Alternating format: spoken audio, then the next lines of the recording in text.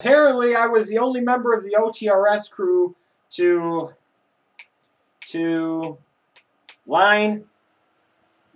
watch the match with Randy Orton, Sheamus versus that other guy, the Big Show. Thank you.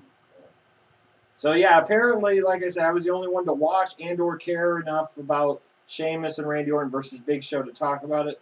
Frankly, I really don't care about it. Sheamus and Randy Orton, of course they had to win. Of course it was going to happen. And nobody gave a shit. The truth is, I just drew the short straw, so I'm the one that had to talk about it. Line? On to the next segment. Yeah. You ever eat at Jimmy John's? Nope. Why not? I won't now either. Praise God! What's better than 2 big-time matches against Brock Lesnar? 3! Hey, you damn right. You knew this was coming. Triple H won at WrestleMania. Brock won last year at SummerSlam. They're gonna do it one more time, brother. Inside of a steel cage. Which means, another main event. For the Gim. The King of Kings. Yes, this is not surprising at all, really, was it? No. It's not happening. Yep. One of the highlights of the night, both for serious and for fun, was CM Punk. Yeah. Yeah, he had the crowd going just about as much as anything else that was on this show. I kind of like the way he was playing up the kind of, you know, a little bit down and out, not maybe 100% sure of himself. Heyman was feeding off of it, telling him, you know, that you are the best in the world. Yeah, the crowd He's like, there was this challenge and I went for it, and he failed. So he found the next challenge, and he failed. That was actually, like I said, it was actually a good promo. I mean, it wasn't too long or anything like that. It almost left you kind of wondering if they're going to do something a little different with CM Punk's character. Maybe, God forbid, they actually flip him back babyface, so that way the people actually want to cheer him now. They actually have a reason to cheer him. you know, there was another challenge that he faced tonight. Yeah, what was that challenge? Trying to find his way out of the building. Yeah, that was kind of awkward. All right, I'm going to take off. All right. Where are you going? Oh, it's over that way, isn't it? Yeah, it's over that way. Oh, Well, no, it's over there. that way. That's what he do. That's what he do. It's about fucking time. Mark motherfucking Henry versus Sheamus. That's who is on and popping, bitches. Mark Henry attacked Sheamus on Raw this week. That's what the fuck I'm talking about. Yeah, I'm a roll over. I'm so excited. I don't know why this couldn't happen for WrestleMania, but we take this for a spring and summer feud in 2013. You damn right. Hi, ladies. Yes. Da da da da da da da da da da da da da da da da da da da da. Woo! For all of you out there who love to hate me and hate to love me, go to Twitter, #GayForRoute, and tweet your questions about me, for me, and to me. Dun, dun, dun, dun, dun, dun. Well, at least you cared about Fandango this week, because it sure looked like South Carolina didn't. Didn't they get the memo last week? You're supposed to be Fandangoing? It's the in thing to do. Jerry the King Lawler just showed you a package of thousands of people doing it, but South Carolina dropped the ball. We don't get it. They can't spell, they can't cheer. Everything was flat. Even this Fandango segment was flat compared to last week. It's supposed to catch on. Come on. I mean, it was the 2-hour main event. They were putting it in a spot where people were supposed to react, and it's a WWE theme song going to the top of the charts in Britain, getting all this play in iTunes, and you can't get it right. Come on.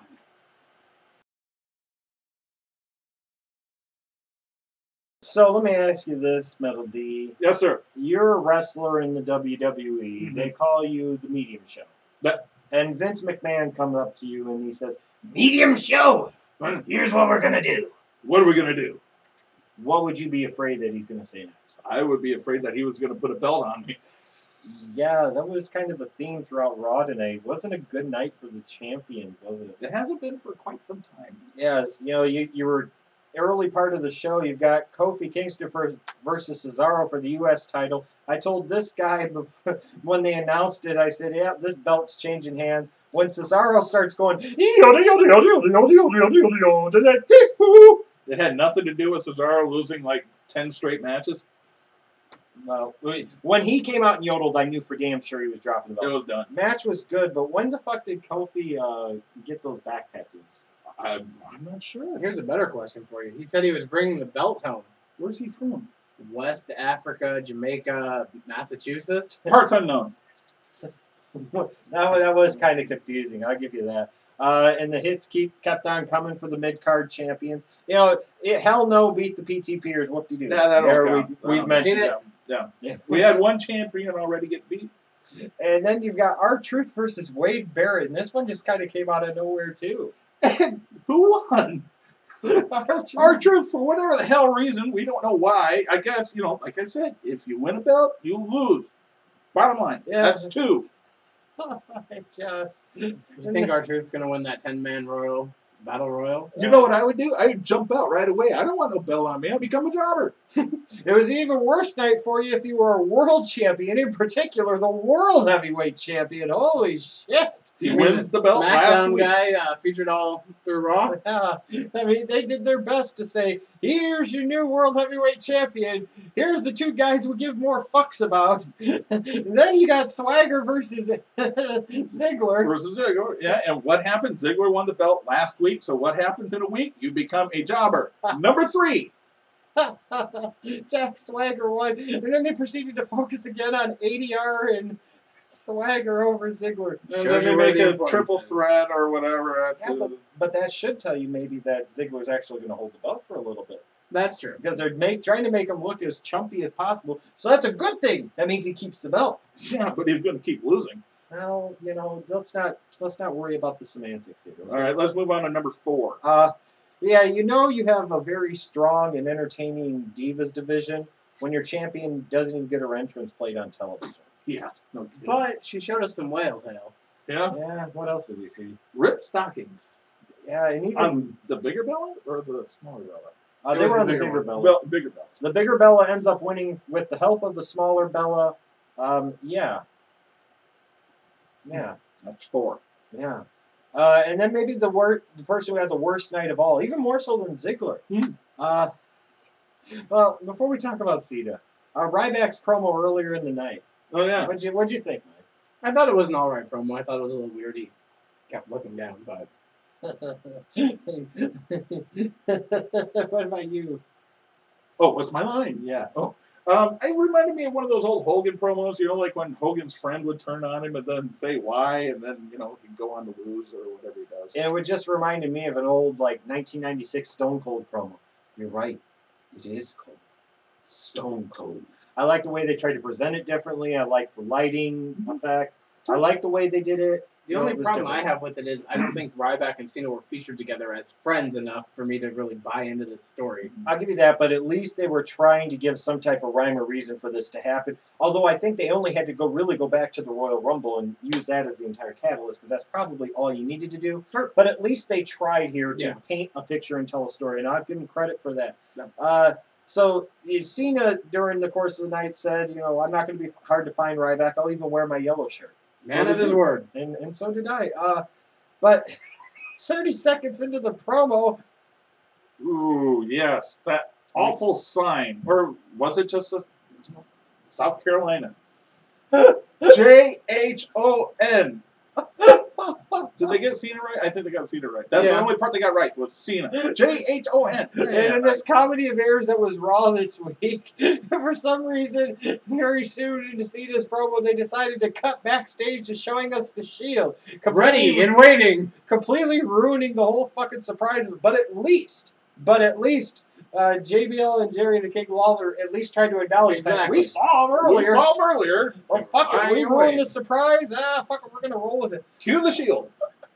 So I'm guessing the way this whole segment ended up playing out with Ryback, you know, backing away from Cena and the Shield attacking Cena, Ryback walking off, and assuming that's supposed to be Ryback's a full-fledged Shield now.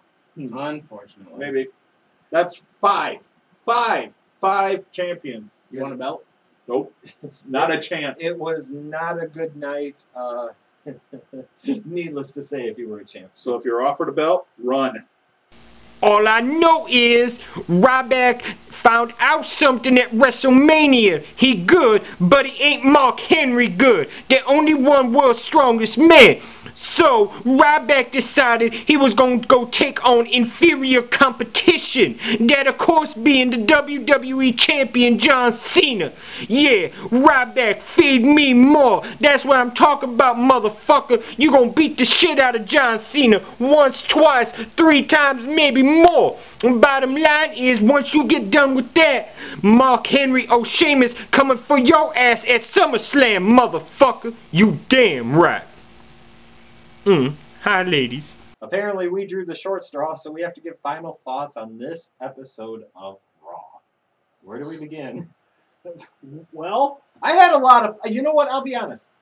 I had quite a bit of fun with this show. Maybe not for the right reasons necessarily, but I had a lot of fun watching this, making fun of different things. Sometimes that gives me entertainment value, too.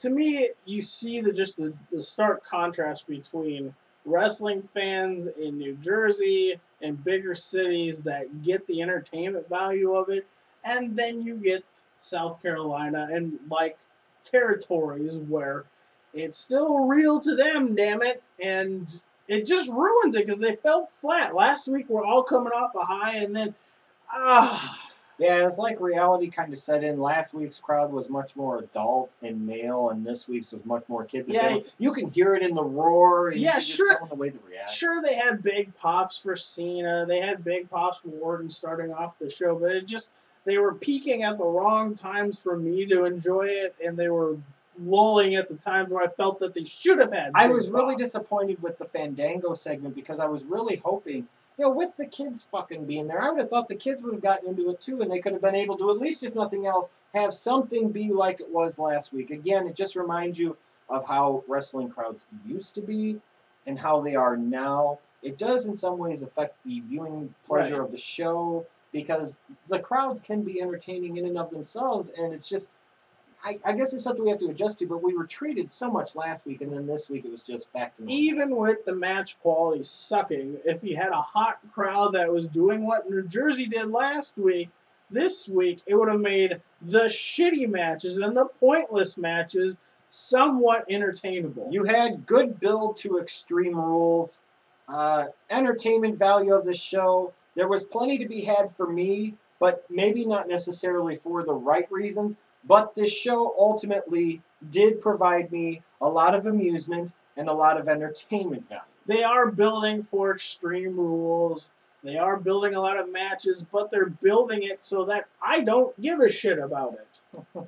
Well, at least they're building something. I guess. I'm just like Punk. I'm looking past Extreme Rules to the next challenge. And apparently looking past the exit around the side of the Titantron. And I'm looking past this Raw to next week's, where hopefully we get a good crowd. Hopefully Fandango takes off in new directions, and hopefully I get a match to be excited about at Extreme Rules. So you weren't excited about Kofi bringing the belt back home Don't get me started. to Ghana, West Jamaica, Massachusetts? There's a goddamn reason I didn't talk about Kofi Kingston winning a belt. Was it because of his newly discovered back tattoos? No. Okay.